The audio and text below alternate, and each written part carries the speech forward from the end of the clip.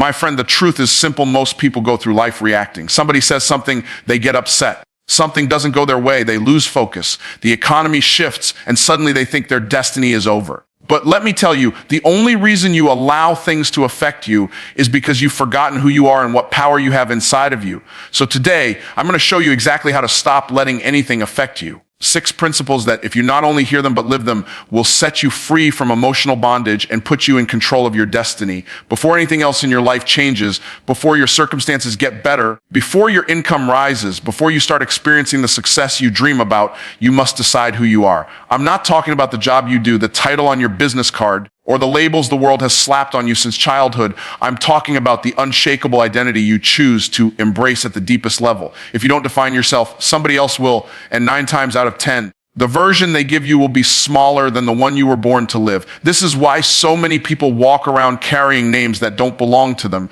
They were told they were lazy, so they live as lazy. They were told they weren't smart, so they perform beneath their ability. They were told they weren't worthy, so they accept relationships, jobs, and paychecks that confirm that lie. But once you decide who you are, not based on what people say, not based on how you feel in the moment, but based on the truth you choose to live by, everything changes.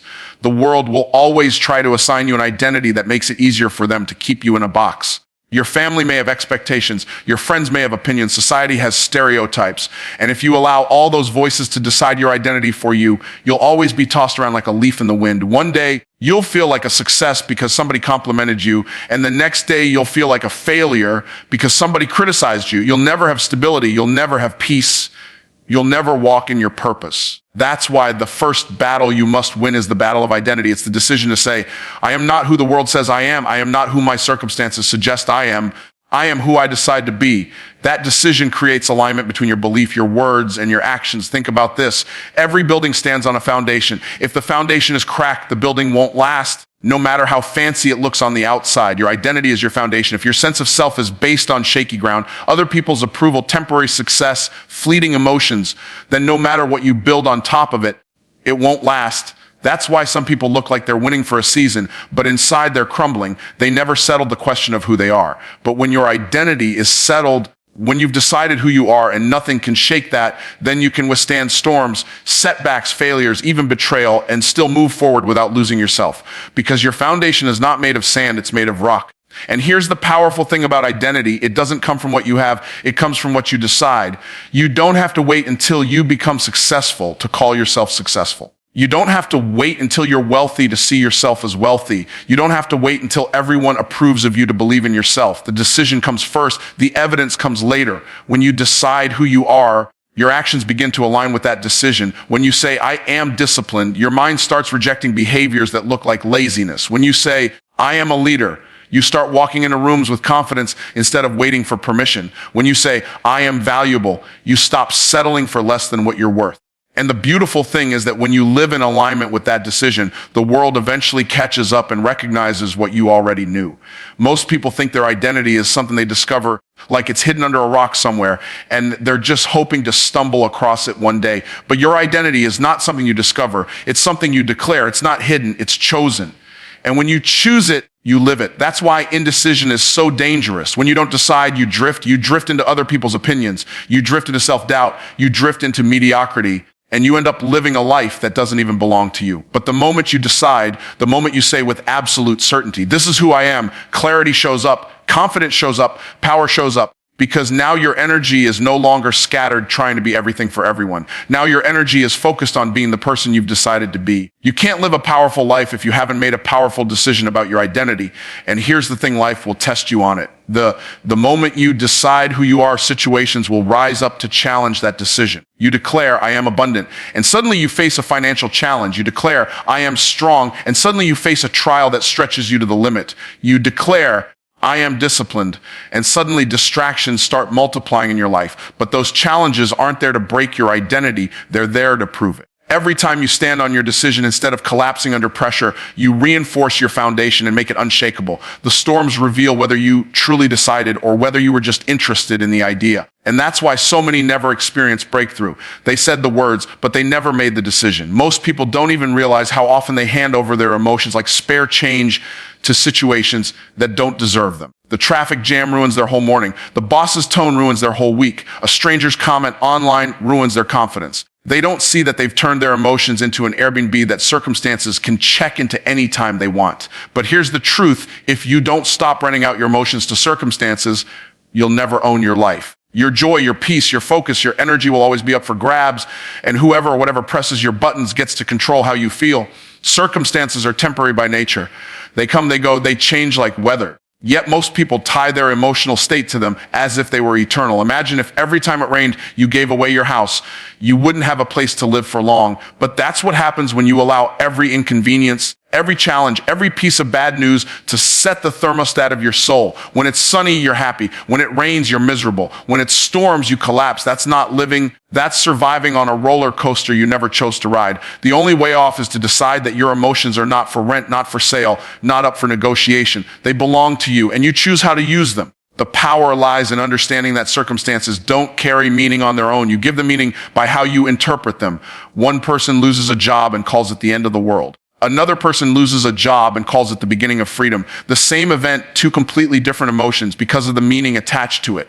So if you want to stop being a victim of circumstances, you have to stop handing them the power to tell you how to feel. Circumstances only affect you the degree that you interpret them in a way that allows them to. You are not a puppet. Life doesn't have strings tied to your emotions unless you keep giving it permission to pull them. Every time you say, that person made me mad, or that situation ruined my day, what you're really saying is, I voluntarily gave away control of my emotions. But when you understand that nobody can make you feel anything without your consent, you start to reclaim the authority you've been giving away. You start to realize that emotions are choices, not chains. You can feel peace in the middle of chaos, joy in the middle of loss, strength in the middle of weakness, not because the circumstances make it easy, but because you chose to anchor yourself in something deeper. Circumstances are external, but emotions are internal. The reason people get tossed around so easily is because they're trying to live from the outside and instead of the inside out. When you live from the outside in, your emotions will always reflect the environment around you. When things are going well, you're fine. When things are going bad, you're broken. But when you live from the inside out, your emotions become a thermostat instead of a thermometer. A thermometer can only reflect the temperature around it. A thermostat sets the temperature regardless of what's happening outside. That's the level of ownership you must develop if you want to stop letting life dictate how you feel. This is not about pretending circumstances don't exist. It's not about ignoring pain or denying difficulty. It's about refusing to give those things more authority than they deserve. It's about acknowledging them without allowing them to move into your heart and take up residence. A storm can beat against your house, but if the foundation is strong, the house doesn't move. In the same way, life can throw difficulty at you, but if your emotions are anchored, you don't collapse. You don't rent out your peace just because trouble knocked on the door. Think about how much energy people waste riding the emotional roller coaster of circumstances. They're up one moment, down the next, exhausted from the constant swings. That energy could have been invested into creating solutions, building resilience, chasing dreams, or serving others, but instead it got wasted on temporary drama that didn't deserve the lease. When you learn to stop giving away your emotions so cheaply, you conserve your power for what really matters. You become steady, consistent, dependable. People begin to notice that nothing rattles you, not because you don't feel, but because you refuse to be ruled by feelings that shift with the wind. The truth is, circumstances are going to happen whether you give them your emotions or not. Bills will come. People will disappoint you. Plans will fall through. The question is not whether challenges will arrive, but whether you will hand them the keys to your inner life. Once you decide they no longer qualify to move in, you'll be amazed how quickly peace returns. You'll be amazed how strong you become. You'll be amazed at how much progress you can make when you're no longer spending all your energy reacting to what doesn't deserve your reaction. The most powerful conversation you will ever have in your life is the one you have with yourself. It's not the voice of the critics. It's not the voice of the supporters. It's not even the voice of your family or your friends. It's the voice that echoes inside your own head when the room is silent and nobody else is speaking. That voice has the ability to push you forward into greatness or drag you down into defeat. Most people don't realize it, but their biggest battle is not with the obstacles outside of them. It's with the dialogue inside of them. If you don't master your inner dialogue will master you. Think about it for a second. Every time you face an opportunity, what's the first thing that speaks? It's that voice inside that says either you can or you can't. When you wake up in the morning and decide whether you're going to attack the day with energy or hit snooze 5 more times, It's that voice inside making the argument. When you fail at something, it's that voice that decides whether failure is a lesson or a life sentence. So if your inner dialogue is corrupted by fear, doubt, negativity, or limitation, then everything you touch will be poisoned by that perspective. You can have all the talent, all the resources, all the connections, but if the voice inside is louder with excuses than it is with encouragement, you'll always play small. Here's the truth: your mind is a constant storyteller. It takes every experience, every piece of feedback, every circumstance, and it creates a story about what that means for you. If the story you're telling yourself is that you're not good enough, you'll live as if you're not good enough, even if evidence proves otherwise. If the story you're telling yourself is that you always mess things up, your brain will subconsciously find ways to confirm that story. This is how people sabotage themselves without even realizing it. They programmed a negative script, and now their life keeps playing out the scenes. To break free, you have to become the author instead of the actor. You have to take the pen back and write the dialogue you choose to believe. Mastering your inner dialogue doesn't mean ignoring reality. It means framing reality in a way that empowers you instead of disempowers you. Two people can face the same setback. One person tells themselves, "This always happens to me, I'll never win," and they quit. The other person tells themselves, "This is tough, but I'm tougher and I'll figure it out," and they push through. The setback didn't decide the outcome, the story did. Which means the way you talk to yourself is the deciding factor in whether you quit or whether you conquer. You must become intentional about the words you allow to echo inside your mind. Stop rehearsing the voice of the critic. Stop replaying the insults. Stop repeating the language of limitation. Every time that voice rises up to tell you what you can't do, you have to challenge it with a stronger voice that says what you can. You have to feed your mind with affirmations, with declarations, with truth that aligns with the person you've decided to be. It's not about lying to yourself. It's about telling yourself the truth consistently until it becomes louder than the lies you believed for years. Your inner dialogue sets the ceiling for your performance.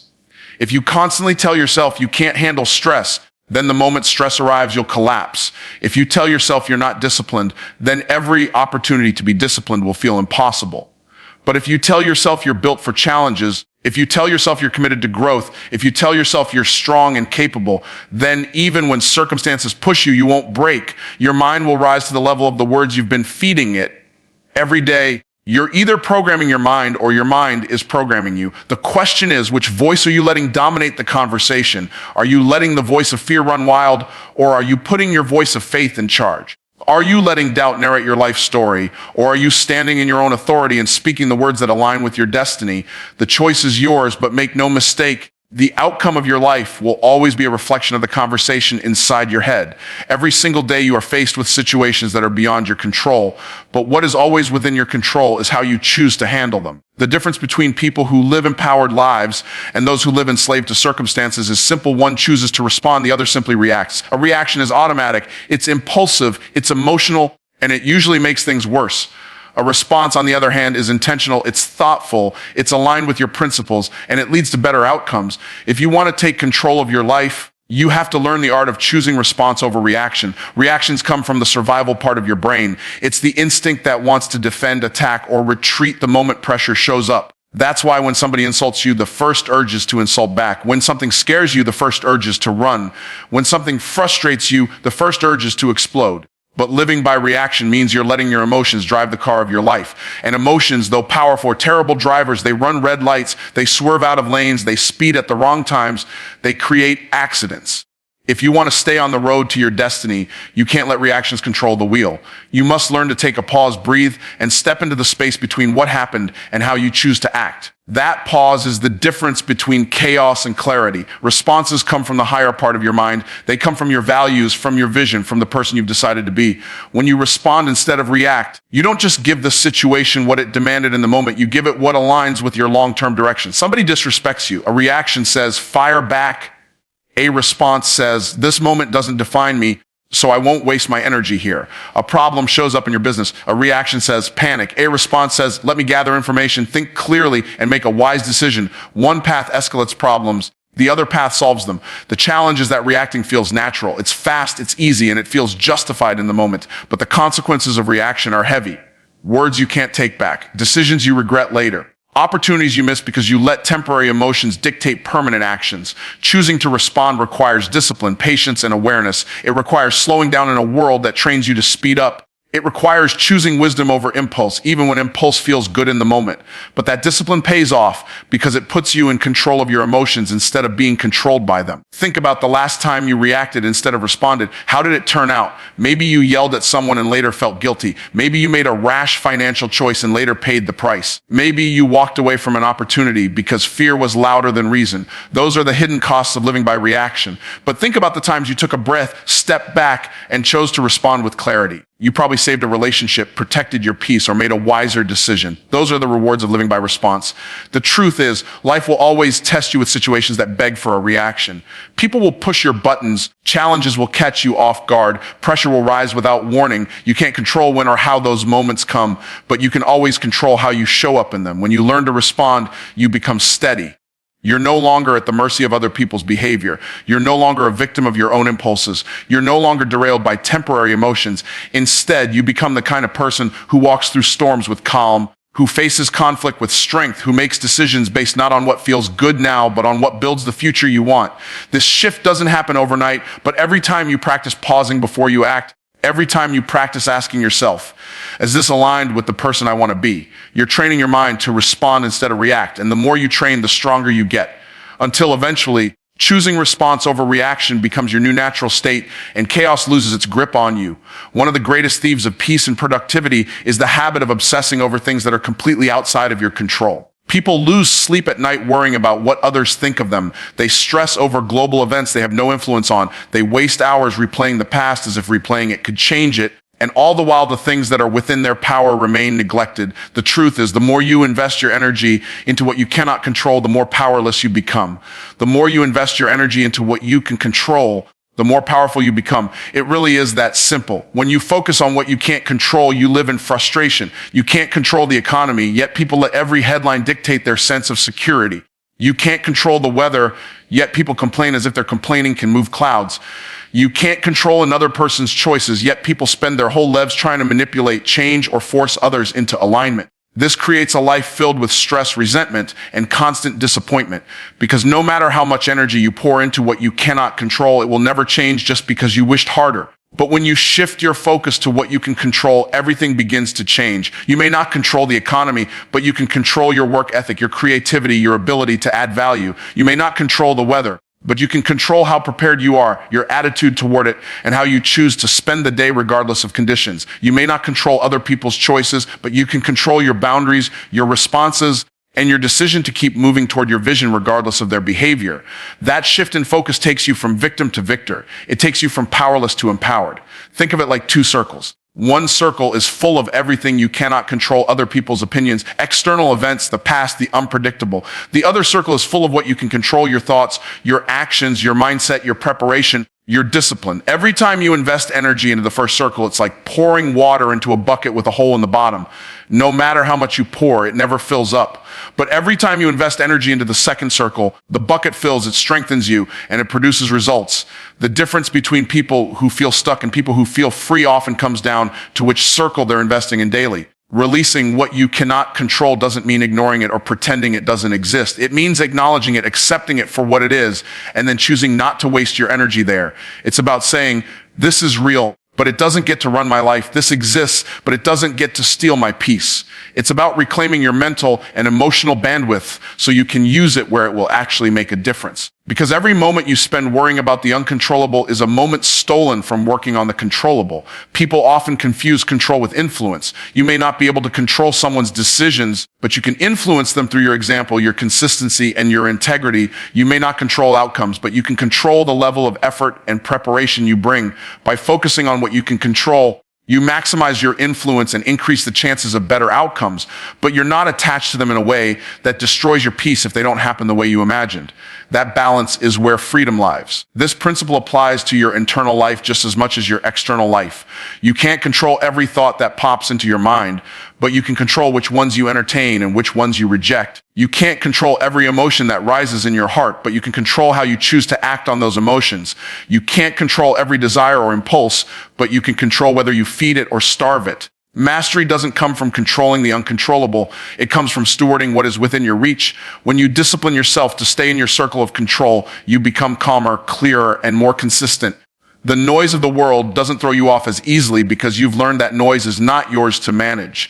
The drama of other people doesn't drain you as much because you've learned that their choices are theirs to own, not yours.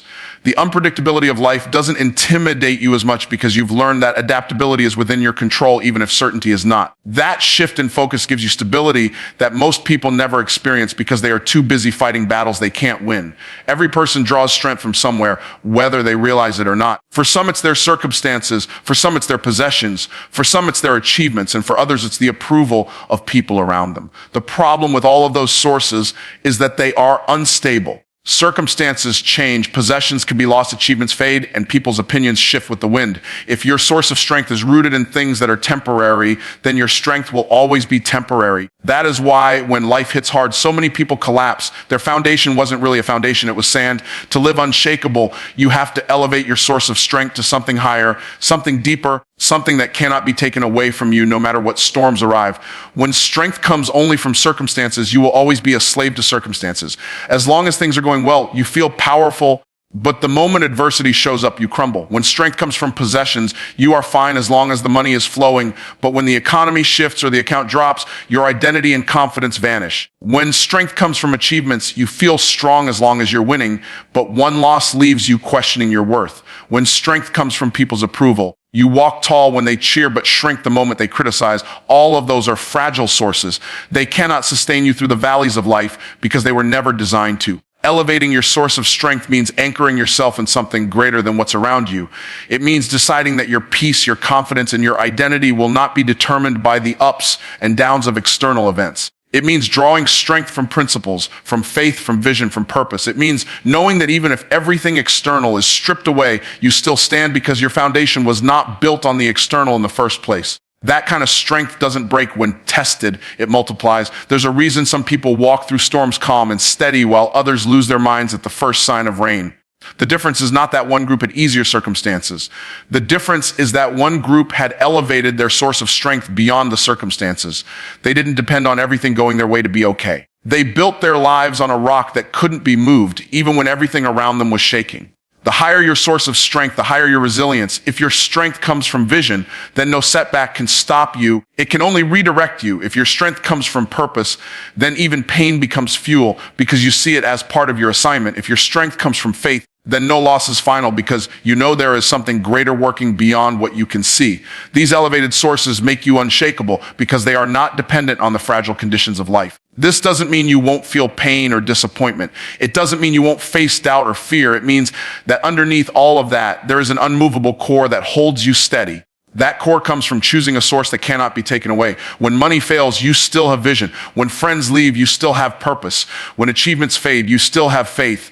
That's how you keep going when others quit. That's how you rise when others stay down. That's how you shine in darkness without the darkness consuming you. Elevating your source of strength is not just about survival, it's about expansion. When you no longer depend on fragile things for your stability, you become free to take risks, to dream bigger, to move forward boldly, because you know your strength isn't tied to whether people clap or whether things go your way. You can step into challenges others run from because you know challenges can't strip away what makes you strong. You can love without fear because rejection doesn't define you. You can serve without resentment because gratitude is already your fuel.